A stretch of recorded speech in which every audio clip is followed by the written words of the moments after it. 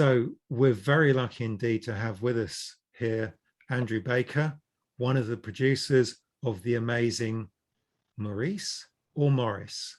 Well, you'll find out later. So over to you, Andrew. And I guess the first question is, when did you first become a fan of Terry Pratchett? Oh, a long, long, long time ago. So I started reading Pratchett in my teens when I was when I was doing my A levels and then going on to university. I have to admit, most of the copies were secondhand, bought off a secondhand stall because I was a poor student. But they were read a lot, and so once I read the first few, I got hooked, and then it was a question of tracking them down and then when I could afford to, buying the new novels when they were issued. But the first one I read was actually Truckers. And then I went from Truckers to Colour of Magic, and then Mort, and then that was me, I was away. Brilliant. So that was your introduction to Terry Pratchett, but how did you start in filmmaking? I actually started off for my sins, and don't hold it against me, as a lawyer, as a solicitor, working in intellectual property. And so I actually was working in a law firm. I'd only just qualified. I was a big animation fan, and a job came up in Granada Television in Manchester in the UK. And I applied for it, thinking this is it. This is my chance to do animation.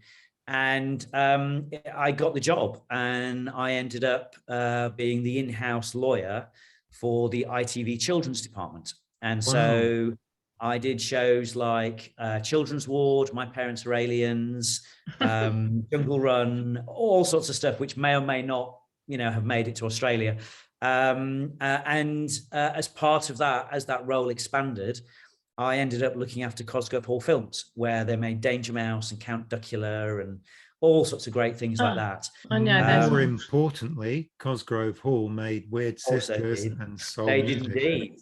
They did, and they also made Truckers, and they did all sorts of things. And so they were a fabulous place to work, and I really loved working in animation.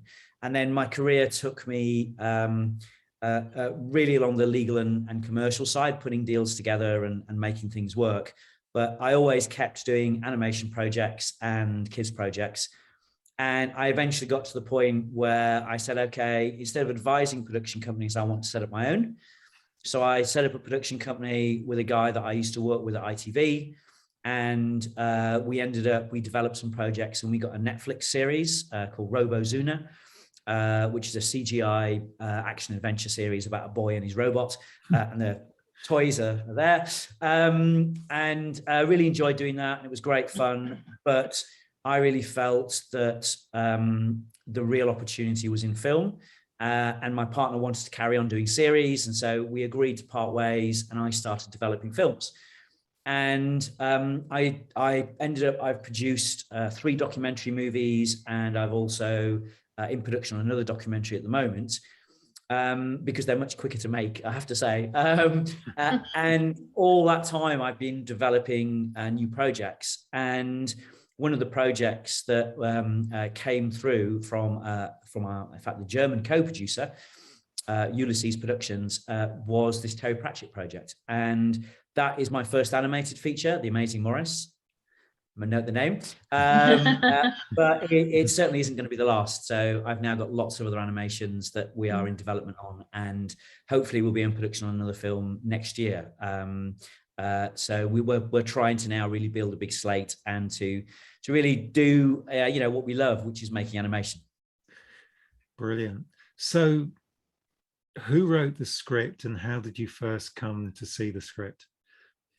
So the project was originally optioned by our German co-producer, Ulysses. And so they had the relationship with Narrativia. They did the option, they started development with them.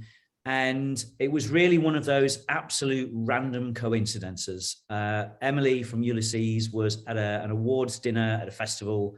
She was sat next to this guy in Canada. And theirs was the last table to be served. It's like they'd forgotten to give them any food. And so everyone was chatting and moaning about not being fed and feeling hungry. And they were saying, so what do you do? And Emily had said, well, I produce animated films and I'm based in Germany, but I have this great project and I'm looking for a co-producer. And it's based on a Terry Pratchett book. And straight away, the guy she was sat next to, who was a friend of mine, said, I know the guy you should be speaking to. You need to speak to Andrew Baker. He's your man. And so she sent me, so he emailed me and said, look, would you like to see it? I went, oh God, yes, of course, give it to me. Not knowing which book it was, not knowing anything about her, about what her company was. And she sent me the screenplay. And I pretty much looked at the title, but didn't look at who the writer was. It was like, yeah, fine. Let me start reading it. And I read it all the way through and I went, wow, that's brilliant. That's really funny. And that's my memory of the book. I hadn't read The Amazing Maurice for a long time. And so it'd probably been about 10 years since I'd read it. And I went, that was the story, surely. That was the book. I was on a flight at the time. So when I actually landed at Heathrow, got onto the train, got my Wi-Fi connection again, I went, right, download the Kindle version of the book. And I read the Kindle version and went, right, okay, now I remember it and I can see where the differences are. But actually, that is the story. That is the heart and soul of the story. And then I Googled the name of the writer. And the writer's also called Terry, which is always very helpful, but it's a guy called Terry Rossio.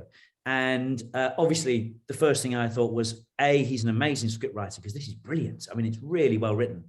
And the second thing was, oh, okay, so this is the guy that wrote Shrek and Aladdin and Pirates of the Caribbean. And you kind of go, okay, I get it. This is great. He kind of knows what he's talking about. He's done a couple of little tiny things, I mean, they were vaguely famous. So that was obviously for me was just the icing on the cake. I mean, I would have said yes to this at the point, it's that quote, she had me at hello. That for me was always, yes, I'm always going to do this. It's a Terry Pratchett project. But then actually reading the screenplay and realizing how amazing it was, really just sealed it. I went, you know what, we can really do something special with this. And for me, it meant that rather than this being something that was an independent animation and was, going to be better than what Cosgrove did because technology has moved on, but not necessarily give it quite as much love and care because we just wouldn't have the money. When I read the screenplay, I went, we can do something really special with this. This is going to be really amazing. And I have to say that ethos has then gone through the film. We at every turn, we've always looked at how can we make it better and what else can we do? And so the end product coming off the end of the production line, and we're still in production right now, is utterly beautiful. I have to say, it is absolutely gorgeous. And I'm really proud of what we've done.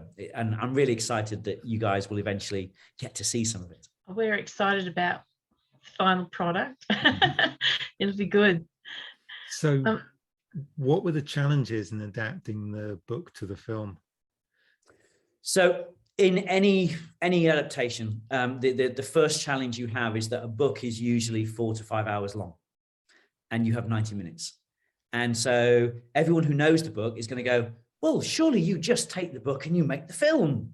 It's like, if only someone would give me 5 hours to make a film, I would love that. And then we could do it word perfect and it would be wonderful. But the truth of the matter is it's a different medium. It's a different kind of thing. And the characters and the story have all those common elements, but it's still a very different medium. What you do when you're writing a book is very different from what you do when you're making a feature film. And so there's always a question of what do you keep? What do you not keep? What do you change? What do you adapt?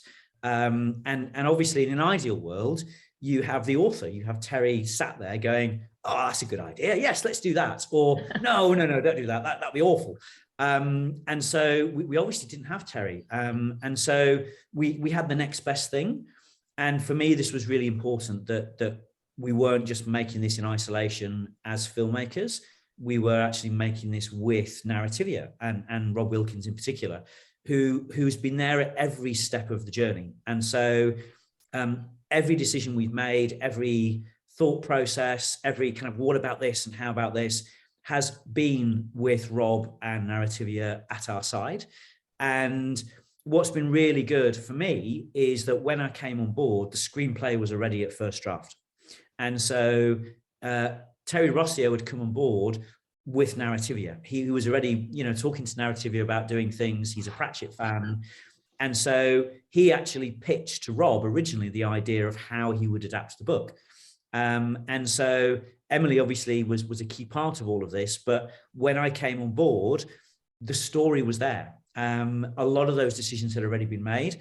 And part of what I've done over the kind of intervening years is change a little bit and put more of the book back into the film. Because there was little things that we went, well, we understand why Terry had done that, but actually from a wider perspective, we feel actually that needs to change, or let's put some of that back in. And so one of the things that you will notice if you know the book, when you watch the film, you will recognize dialogue. There are lines, lots of dialogue lines from our characters that you read in the book and they're in the film, word for word. Now, we can't fit them all in because we don't have a 5-hour slot, but you know, when Melissa says something, you'll recognize it. And it isn't necessarily where you might think it is, because we've had to play a little bit with some of the settings, but that thread works. You see it going all the way through. And so, so for me, one of the challenges is always, how do you remain faithful to what the book was about? You know, who those characters are, where the real heart and soul of the story is. And if you can do that, then that's a good adaptation. People go, you know, I recognize those characters. It was a good story. It's not identical to the book, but it's following the book, and you can see where it is. And also then you have things like, well, actually, if you've not read the book, if you're not a Terry Pratchett fan, I think there is 1 or 2 people in the world who haven't read anything, but probably only just 1 or 2. They can watch the film and go, wow, I really enjoyed that. I want to know more. And then they'll go and read the books. And then, you know, they're in for a treat, because then, of course, the whole world of Pratchett opens up to them. And I think for me, the other thing is that this is a family film. And so although Terry wrote mainly for adults, and obviously the Amazing Maurice was officially a younger reader book, it was still teenage onwards. And this is a more of a general family audience. So children as young as kind of 8 and 9 will be watching the film. And so one of the things is always, how do you make the story accessible to that audience? How do you have engaging and fun characters that they will you know, fall in love with? But because it's a Terry Pratchett book, how do you actually do justice to the original book? You can't have everything all Disney, happy, singy, you know, that's not Terry's work. So we have to have the light and the shade. We have to have those scary moments. And I would say that the thing that gave us the most, I guess, editorial questions is in the book. For those of you who know it, there is the scene in the pit. You know, where essentially it's quite a horrific moment. You have dogs being put in a pit with rats, and they tear them to pieces, and the crowd's cheering. And you know, Terry changed a lot of things when he was writing that book. You know, he swapped assumptions. So here you have a book where you've got rats that are viewed as being vermin, you know, acting very nobly and intelligently and being really, you know, inspirational. And you have the humans actually acting quite awfully. You know, the humans are the vermin, really, they're awful things. And so the rat pit is really important to show how inhumane humanity can be. And we've included it in the film. And, you know, we felt it was really important that it's in there, partly because it's a big story hinge, and partly because it's what Terry wrote, and it was an important moment for him, and we wanted to make sure that was there in the story. But you know, that bit had to be treated really carefully, and we redid that scene so many times in storyboard and in the script, and just trying to tweak it and make it work.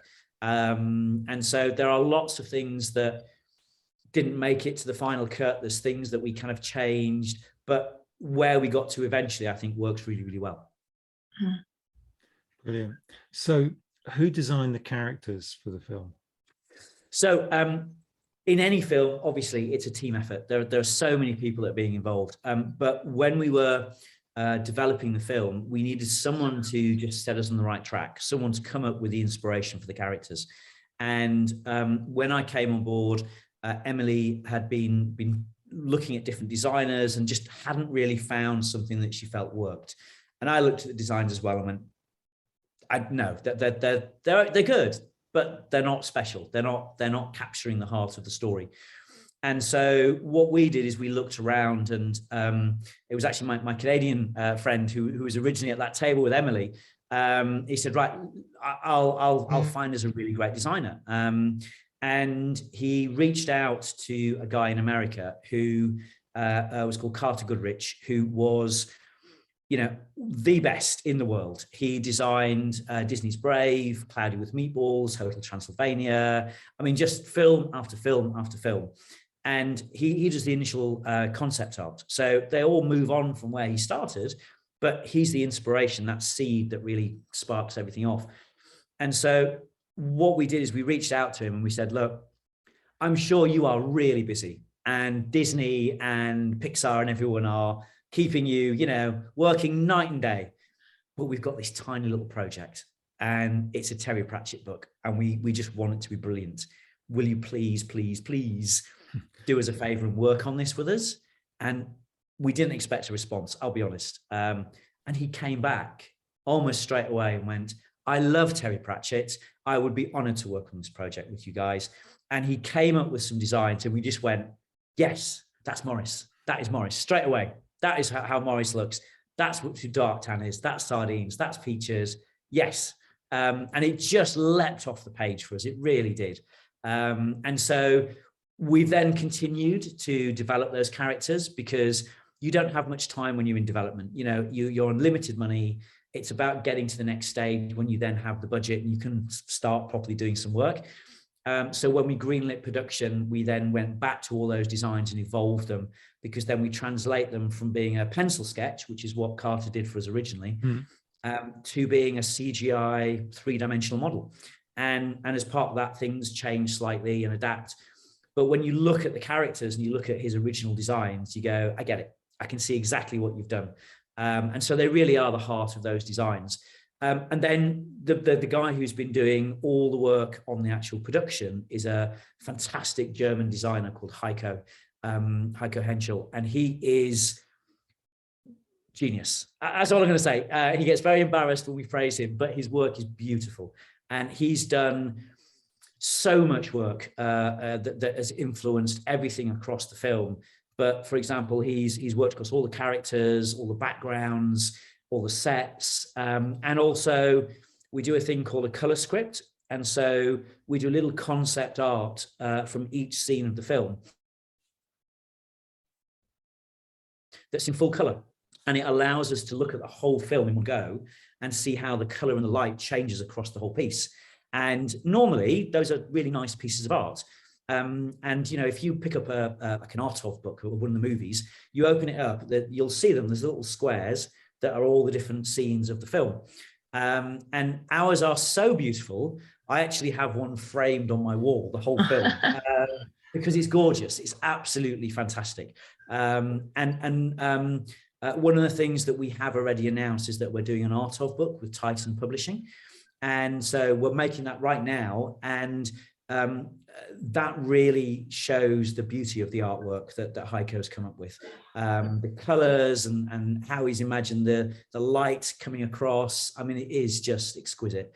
So when that's available next year, I'll be able to share it with you and show it, but you can go and buy it yourself, take it home. But it really does show all the art and how we actually created those designs. The other thing that it's really important to say is that the Amazing Maurice is good because it doesn't overlap with other Discworld books. So, it's got some common characters, but in the main, it doesn't interfere with anything else that anyone else is doing. But it's still in Discworld, and there are characters that are common. So Death, for example. And so it was really important for us that where we already had a design that everyone knew about, that Paul Kidby, for example, had done, he'd done the designs for Death, and he'd spent a long time with Terry getting those right. And so we didn't feel it was our place to change that. So what we did is we approached Paul and we said, can we please have permission to work with you to take your designs that you did for all the artwork and convert those into CGI? and to actually have a three-dimensional model of death that is very much based on Paul Kidby's death. And you know, he was very happy to do so. We worked with him to make sure those designs worked. And so where we can, we've made sure it's very faithful to what the fans and indeed what Terry would have wanted originally. That's great. Would you have any images perhaps you could share with us? Yes. So just before we recorded this, we actually released some images online. So I'm going to just very quickly screen share. And so there we are. So these are the first the first character images that we have released. There are more to come. Obviously, we have more characters than just the ones that we have here. But we wanted to start releasing some images, and unfortunately, I'm not always in control of what I'm allowed to release. It's a question for the people who've actually bought the film and are releasing it. But Sky very helpfully said, yes, let's release some images. So Sky put this together, but this is obviously Maurice, our hero, voiced by Hugh Laurie, and you can see the amazing kind of texture that we have with his fur, how it moves, how fluffy his tail is. And, you know, there is obviously an issue, which is in the original book, Maurice is an alley cat. He's, you know, his tail is big. You know, it does say that, you know, his tail is you know, almost as big as his body. But in the original text, his ears are all hanging off. His face is all scratched. You know, he looks a complete mess. And you know, very much like you would imagine Grebo. You know, really kind of, you know, a proper alley cat. This is a family film, and so there are limits to what we can do and still get this made. And so what we wanted to do was to be able to create a character that had all the personality attributes of Maurice. So, you know, he's cocky, he's arrogant, he's, you know, scamming the rats as well as scamming humans. And he's got that real sense of a cat personality, but also he's not too beat up. You know, he has to be a character that people don't flinch away from. Otherwise, we would just never get the project off the ground. It just would never happen. So what we tried to do is always find a balance. You know, for Maurice, our lead character, you know, he has to be a cat who is an inspirational cat as well. And so we wanted something with real personality. And I think this for me is a fabulous design. It works really well for what we needed it to be. And again, as I said, you know, we made sure we got sign off at every stage from Narrativia. And so it's not always what they imagined or what you might imagine as a reader of the book. But that's why I'm saying, you know, you can't do a direct translation from a book to a film. There always has to be a slight change. And it's therefore a question of what can we change, what can we keep? And so anyway, so we have our lovely Maurice here. And I have to say, he's a fabulous character. And obviously he's the hero of our movie. So this is Maurice, Melissa. So we were very honoured that Emilia Clarke agreed to voice Melissa, and she is brilliant, absolutely brilliant in this role. And as you can see there, Melissa is a very inspirational character. She is go-getting, she's feisty, she's intelligent, and she's utterly fearless. And so in our film, we really bring out those characteristics. In the book, there's a little shade that she's actually a little bit annoying and a bit irritating and actually a bit nasty sometimes. And we toned that down a little bit, but we kept the heart of where she is. And so this is her adventure outfit. So she has different outfits, obviously, in the film, but this is her adventure outfit to go adventuring. And she is very much in her dialogue following the lines in the film, in the book that we had. So she is always talking like she's in a story and trying to work out, you know, what the plot is and who the characters are and how it works. And so we spent a lot of time going into real detail on, you know, her outfit and the textures and the colors that she would have, what kind of hair she would have. So one of the fun things is we actually had sheets where we had literally 30 different hairstyles for Melissa, trying to work out, is it long, is it short, is it in braids, is it in ponytails, you know, is it frizzy, is it, you know, wavy? And so in the art of book, we are going to include all the hairstyles as a separate section, because it is just so funny. It's hilarious. So yes, but this is where we ended up with as our character. And she is utterly fabulous. And then Keith. So we had the amazing Himish Patel as Keith. He voices him really brilliantly, because Keith's a really interesting character. He's not massively, outgoing. He's a little bit shy. He's quite young and innocent. He just wants to play his pipe. So we wanted a character design that reflected that youth and that innocence, but also, he does have his moments. He does stand up to the rat catchers, and he's a vital part of the story. And we also needed to make sure that, for example, how does his pipe work? Does he carry it all the time? And actually, no, it comes apart and then it goes in his bag. And his bag is also where he carries things like the rat's clothes sometimes, or other things like that. So all of this has had to be kind of very carefully designed. And also Discworld, particularly Uberwald, where Bad Blintz is almost like medieval Europe. And so we wanted to make sure we were drawing design ideas from that period. So his, for example, his shoes, and the clothes that we have, there's no zippers, there's no modern kind of clothing things there. It's all very kind of traditional. And actually the detailing on it is amazing. So I'll just quickly zoom in, but you can just see the textures. This is quite a high enough res, but you can see the textures on his jumper, that it's actually, and it's got a little bit of dirt around the collar and at the ends there. And he's got dirt at the end of his trousers and things like that. So it is all about trying to create something that we feel is quite authentic. It looks great. So David Tennant was our choice for Dangerous Beans, partly because he's amazing and partly because he's doing Good Omens and there was in the Pratchett universe anyway, but also partly because when I was doing research about the film originally, I was going, well, has anyone made this already? Why hasn't someone, done this? And I found out that there was a BBC radio play years and years and years and years ago. And guess who played Dangerous Beans? It was David Tennant. Oh. And so we went back to David and said, please, please, please, can you reprise your role here? Can you be Dangerous Beans again for us? And he was fantastic, absolutely brilliant.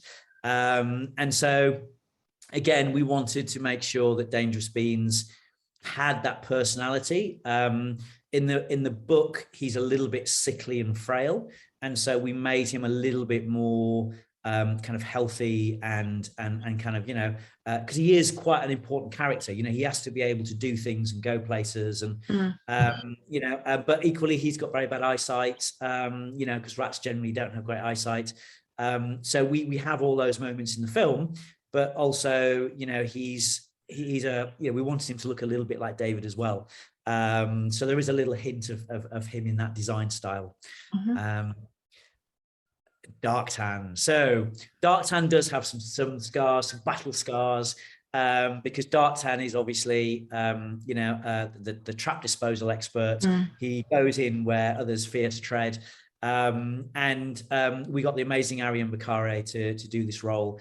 And Arian is, just exploding all over the film world at the moment. But you'll know him from things like his Dark Materials, but he was actually also in Good Omens as one of the demons. And he's very, very good. And he loved this role. He thought this was hilarious. And obviously he's got his belts with all his tools and all those kind of things, which is great fun. And then Sardines. So we had the most fun with Sardines, I have to say. Our tap dancing rat. Joe Sugg does the voices for us. And for those of you who don't know him, Joe is a YouTuber and social media star, but he came to fame mainly in the UK because he was on Strictly Come Dancing. And his girlfriend is actually one of the professional dancers. And so he did amazing dancers in Strictly Come Dancing. I mean, really, he just it just blew us away. And so we were looking for someone to do Sardines who had that showbiz element to them, someone who actually you felt was believable as a dancer. And so Joe leapt at the chance, and he does an amazing job at doing the voiceovers. I have to say, he worked so hard. He prepared. Honestly, he had like 4 different versions of the voices for us on the first day of recording, because he prepared already and checked and decided what he was going to do, and he was great. And obviously Sardines is fabulous because his reaction to anything is to do a dance and to be very showbiz. And so we created a design that, you know, we when we're doing these designs, we looked at actual rats, you know, pictures of rats and how the colorings worked, the way their fur worked.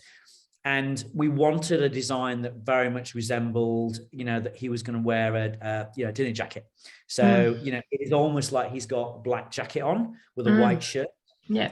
But that is actually a natural coloring of a rat. You know, we've got pictures of rats that look like that. And for us, it was about saying, well, that gives us the sense that he's in a suit and tie, and then we can give him the hat and the cane and things. And you'll notice he's got little cufflinks. And so the high res versions of these images, you can actually pick out the detail, but they're actually stamped, and Moorpork stamps. Okay. To wrap around his wrist as cufflinks. Yeah. So there's a lot of detail that's gone into every element of this. But he is fantastic. He's a great character. And then Nourishing. So in the books, Nourishing is a young female rat. And she's got some really great moments in the film, playing that role. And her interaction with Darktan is always really interesting, because he's the leader of the trap disposal team. He's the hero rat. He's very experienced, and she's young and naive and doesn't really understand what's going on. And so what's great is that Nourishing can ask those really obvious questions, going, what does the first rat get? You know, and you know, and then obviously we can say gets the trap. And so we were looking for someone to do this role, and we ended up working with a fabulous actress called Julie Atherton. And she's not very famous on television, but she's a huge West End star. And she's been in lots of big performances, and she's got a fabulous singing voice. She's got albums out and all sorts of things. But we wanted someone who could really bring that kind of youth and innocence. And she did a fantastic job, absolutely brilliant. You'll love listening to her. And obviously in terms of the design, we gave her a little bit of a punky look with the kind of the jacket, the earring. So, you know, just to try and make sure she had her own sense of style and personality. And Peaches. Peaches is obviously very close in the book to Dangerous Beans. She is the one who is always challenging Maurice with a little throat clearing, going, and so we've kept all of that in the film, and she's got a fabulous role. And we had the amazing Gemma Arterton do the voiceovers for us. And as you can see, you know, she's got a headscarf that are actually little peaches on them. And she's absolutely beautiful. We love Peaches. And so that is all the main designs that we've shared so far. There are going to be some more that we'll share over the weeks ahead and next year. And then you'll be getting more materials as we get closer and closer to release.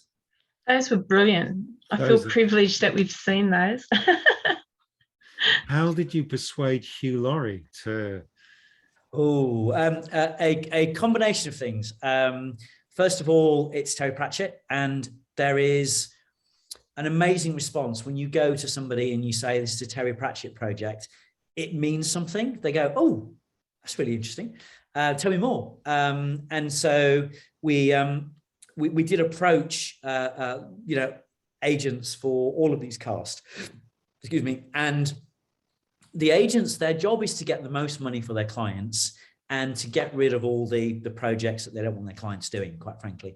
And so the first task is always to get through the agent to get to the cast member. because quite often you'll get a no, and the cast member has no idea that job has been turned down. And so a lot of the conversations we had with the agents were very much, okay, we know it's not as much money as you would normally get, but it's a Terry Pratchett project. It's a UK production. It's got Terry Rossio as a screenplay. It's going to look amazing. Will you please just pass it on to whoever it is? And the agent would say, well, I'll let them know, but they're not going to do it. It's not enough money. It's, they're busy, it's COVID, lockdown. And universally, it would get through to the other side, and they said yes. But we had a little bit of a secret weapon in that the producer I work with in the UK, Robert Chandler, actually had been working with Hugh on another project a while ago. And so he already knew him. So he was able to put in a good word for us and say, look, I'm involved in this project. It's going to be really good. And he read the material and he went, I love it. Let's do it. And one of the things that I wasn't aware of, that those of you who follow people online may well be, is that Hugh Laurie is actually a very accomplished musician. And so although The Amazing Maurice is not a musical, there is a song at the beginning of the film, which is really all about the scam. And it's kind of a showbizy kind of number, and it's very, very funny, but we needed our voice actor for Maurice to be able to do that number. And unfortunately for Hugh, who's an amazing musician and a perfectionist, we actually hadn't finished writing what he needed to do. And so he had the lyrics, and all we had was a guide beat track, just going click, click, click, click, click. And he had to try and get it on the beat and try and imagine all the rest of the song around it. He hadn't written it yet. And he did an amazing job. It was fantastic. But, he kept going, is that okay? Is that working? And we're going, so yes, so he did an amazing job there. And he certainly seemed to have a great time, really enjoyed doing the performance. And when you listen to his voice when he does this, he just captures that kind of catty sarcasm and the superiority, and it really does just work brilliantly. So one of the other characters that we've not seen yet, but central to the story, is the Rat King. So Indeed. How have you gone about portraying the Rat King? So we haven't released any images yet. We will be doing so soon. And I guess part of the problem for the Rat King is, if you actually look it up and see what a Rat King is, it is utterly gross. I mean, just kind of, emotionally, you just go, yeah. That is really not nice. And pretty horrific, actually. The fact that these things actually were created is again a testament to the kind of the horror that is mankind. But we needed to have a bad guy. We needed to be able to show him. You can't hide that character. He's pretty core to the story. And so we worked really hard to try and make it work so that we've got the Rat King. He is in there. He with all the tails joined together, but in a way that, although it's a little bit disgusting and awful, it's also a little bit otherworldly. It's a little bit magical, because obviously it has this mind power that he can control people. He can project his thoughts into your head. And what we also did is we wanted to gradually reveal this. We didn't want him to just suddenly appear. We wanted little hints and suggestions, and we wanted to hide it a little bit. And so that's one of the areas where we've slightly changed the story. And so in the books, he's in the cellar and everything happens in the cellar. And he controls everyone remotely. And although he's controlling people, we have it a little bit more overt. We actually have him as a particular character in scenes, and you don't know, something's weird, something's not quite right, but you don't know what.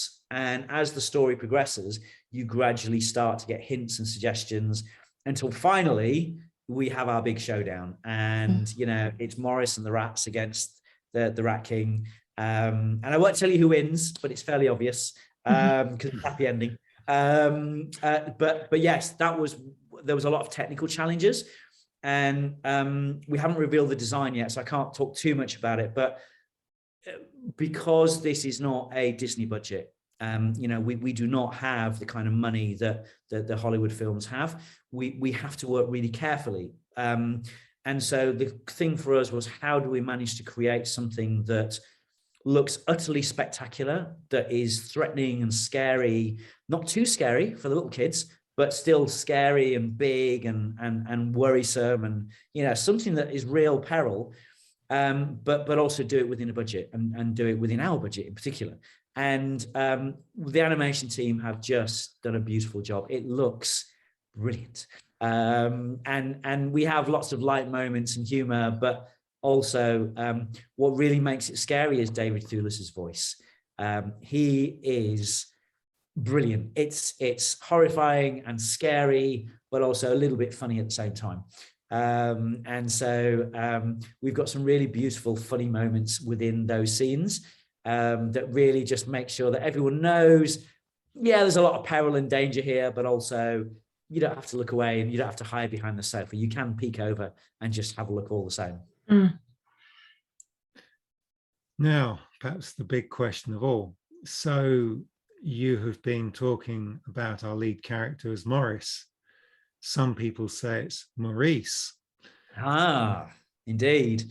So that was a very vexing question. I had been presented the project and I said, "Oh, the Amazing Maurice. How fabulous." And my German co-producer said, "Yes, Maurice, what a great project this is." And we were calling him Maurice for probably a year, quite honestly. And then we got to the point where I'd actually listened to the audiobook, and I looked in the comments in the audiobook, and in the audiobook, it says Maurice. And in the comments, it was saying, "Great audiobook, but they've mispronounced it. It's actually Maurice. It's not Maurice, it's Maurice." And I went, "Yeah, but if they're doing the audiobook and Terry was alive at the time they recorded this, Terry would have made sure that wasn't a mistake. That must have been deliberate." And so we I guess did the obvious thing, which is we asked the question. We actually went to Rob and in fact, Robert, my co-producer, this was around Christmas a few years ago. He was due to go to a party, and he'd worked with Rihanna previously on some game stuff. And he bumped into her and he said, "Rihanna, I'm doing the Amazing Maurice, but can we just check, is it Maurice or is it Maurice?" And she said, no, it's, my dad always said it's Maurice. And I was speaking to Rob at Narrativia, and he said, "Absolutely, it's Maurice. There's no Maurice involved. That is how he always did it." But because there was that confusion, and because there was the opportunity for doing that, what we proposed to Narrativia, which happily they agreed to, was that we could play on that we could actually have a bit of a joke. And so in the film, Peaches will say, "Maurice," and of course, straight away, our cat is arrogant, puffed up, full of himself. He goes, "Maurice." And so we have this thing throughout the film where you really don't know, is it Maurice or is it Maurice? And then we get to the point where he meets Death, and obviously Death knows his name, and so Death definitively will say his name properly. And I won't tell you which way we've gone in the film. You'll have to watch it. But essentially, either is fine, because Terry would have called him Maurice, but Maurice himself would like you to call him Maurice. Maurice. So yes, so that's how we managed to resolve that issue. Can I just ask a quick one? There was some talk of a famous person being involved, could have been involved with it. Will Smith. Can you tell us about that association, please? Yes. So when you finance a film, you need lots of different people to come on board with bits of money. And it is a real mosaic. You pull money in from all different places to try and make it work.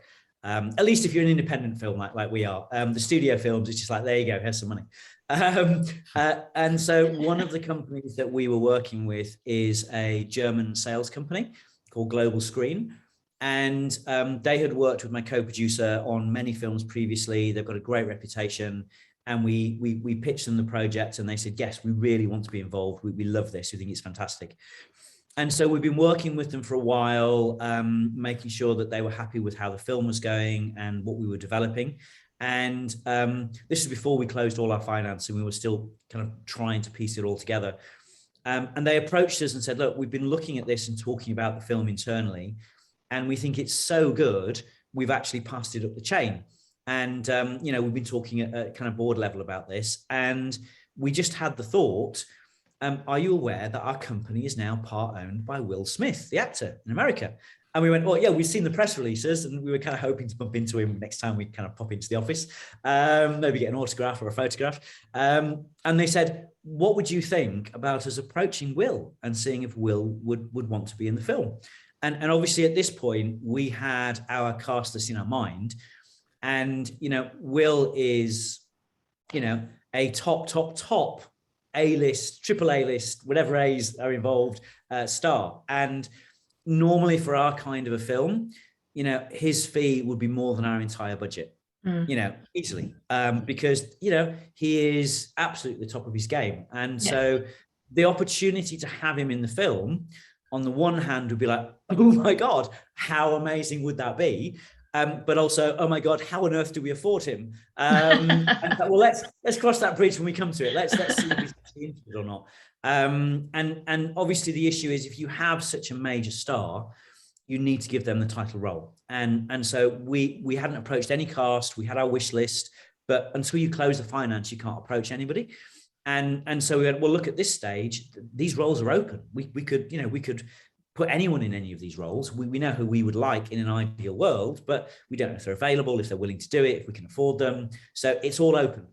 And so we said, great, yes, please do ask Will. And so he did look at it. He did look at the script, but he said, look, I love it. It's great, but I'm booked solid for the next 4 years. And we went, yeah, we don't want to wait that long. And so we kind of went, you know what, this is the one that got away. And maybe we'll see the film, and then in future we'll go, hey, I could have been that role. I could have been Maurice.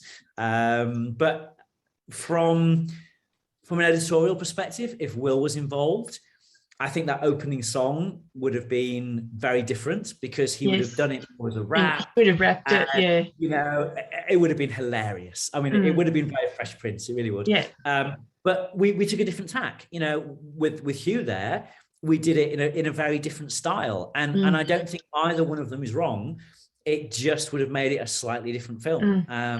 And I think it would have been fabulous. I mean, amazing to work with someone as talented as Will. But equally, kind of, you know, part of me is quite secretly glad that we actually had Hugh Laurie, because, you know, I'm a huge fan of his work and he's brilliant. And also, you know, it's a UK production, and having all UK cast really, for me, just made it. That was what we were aiming for. We wanted to make it, you know, something that, you know, I'm sure Terry would have loved Will Smith being involved, but I can pretty much guarantee he would have loved Hugh Laurie.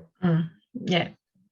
So are there any little Easter eggs in the film for real? Well, it would not be a fan film without some Easter eggs. And I say that because I'm a huge fan. Heiko, who's our lead designer, who I mentioned, is also, I have to say, a huge Terry Pratchett fan. And anyone on the production who wasn't a fan is now a fan, because, you know, you just get immersed in the world. And so there are lots of things in the film, and we obviously have to follow the main story, and we have to make sure that everything works. But in the background, there are other things going on. And so sometimes it's things that are really just the animators having fun.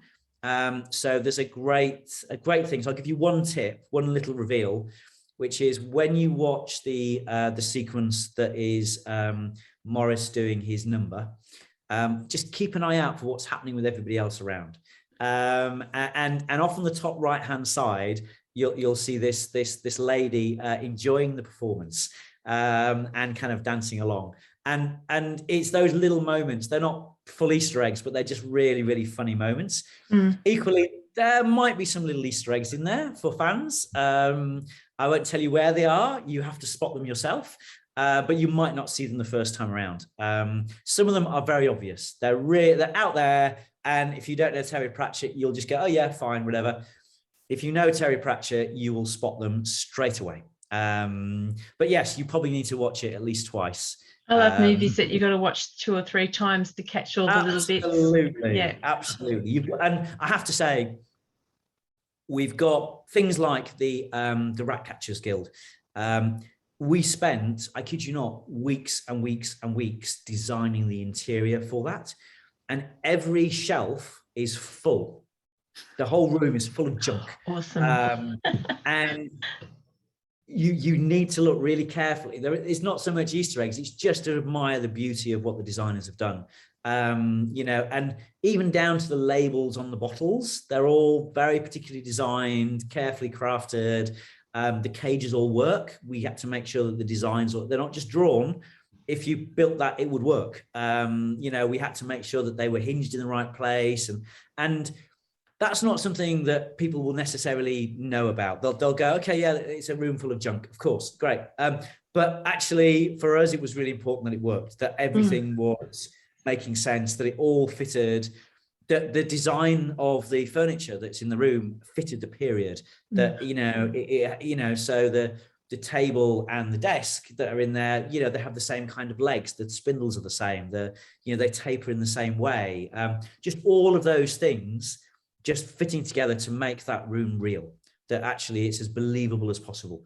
So there are definitely things where, you know, watch the film and enjoy it, and then go through frame by frame, and just enjoy it. And obviously the art of book, we'll talk a lot about those design things and where they are. But when you look at the film, when you're just watching it, you kind of don't notice. But there's a lot of detailing in there. There really is. Not to mention things like cobbles. You know, in an animation, every cobble is designed individually.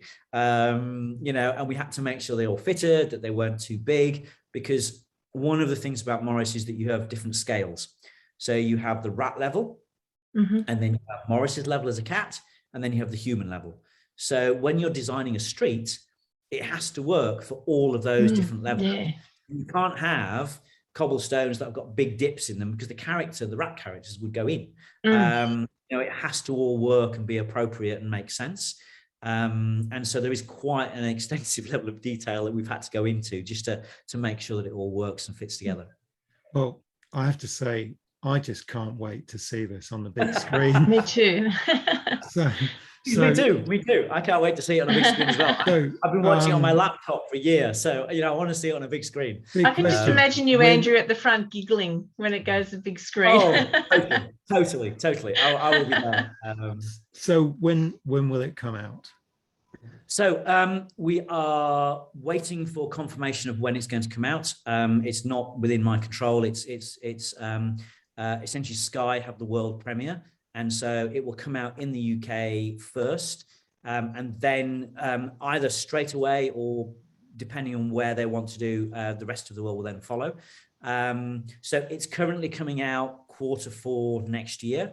I don't have a date yet. They're still talking about it, but they will fix the date by March next year. And then at that point, we'll start announcing when it will come out. But certainly towards the end of next year is when we're currently scheduled, and when we start having firmer details, we can let everyone know about it. Fantastic. So I've got one final question. Indeed. And that is, which Discworld book would you like to adapt next? So Discworld obviously is most of what Terry wrote, but it's not all he wrote. He also wrote lots of other books. And so, yes, I would love to do some more Discworld books. There is a live action in development at the moment, a live action Discworld adaptation. Motive are kind of working on that at the moment. And obviously BBC's done The Watch, and I would have loved to have done The Watch, I have to say.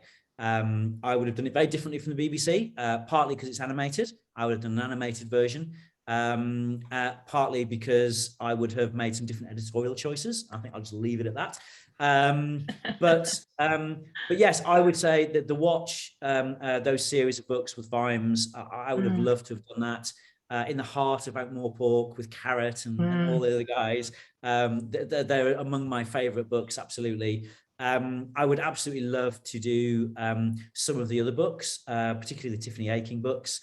I know those are things that books that were actually very close to Terry, because they're obviously based, the character is based around his daughter.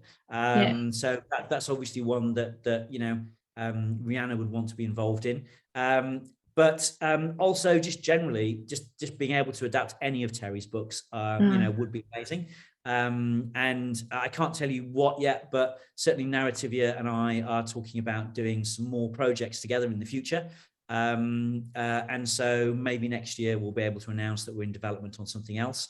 But I have to say, I've read, I think most, if not all, of Terry's books now. And certainly I have lots of favorites. I really do. There's loads of books there that I think would make amazing animated films. And obviously, part of the problem is I'm an animation producer. And so everything I see, I go, I could do it that way. And this would be a great animation. If you're a live action producer, you go, we could do it live action. And I have to say, I think Terry is best done in animation. I think you can do some absolutely wonderful things in animation. And if you're doing it live action, you have to go very CGI heavy. And either you then do it and it doesn't quite work, or you have to spend a lot of money. And in which case you go, well, it's all CGI. Why not just animate it anyway? And so for me, I think animation works really, really well. I think Discworld would be great as an animated kind of universe. But as I said, I'm completely biased. And I would love to do more. Of course I would. But we'll have to get Maurice one out of the way first, and then see about what else can we do. Can we take Maurice on another adventure? Could we do another book? Could we find something else to do? We don't know yet. And so it's really about, I think, getting this one done and dusted and out, and then seeing if actually everyone loves it, and if we can do something else. Well, I'm sure they will. So I'd like to thank you, Andrew, for the time you spent talking about the amazing Maurice. Maurice. I think you've got to say the amazing Maurice. That's right. You got to give it a flourish. Yeah, you got to flourish it. Yes. So thank you. Yes. Well, thank you very much. It's been lovely chatting to you all. Have a happy Hogswatch. Thank you. And same to you. And yes, more news to come next year. And so, tune into our social media channels, and it is coming out in Australia. We have a deal already for Australia. I don't yet know when or how. We're hoping it'll be in the cinemas and then on a platform somewhere. But again, as soon as we know anything, we'll be able to confirm next year. And in the meantime, we'll keep you posted with extra bits and pieces of information as we get them. Thank you very much indeed.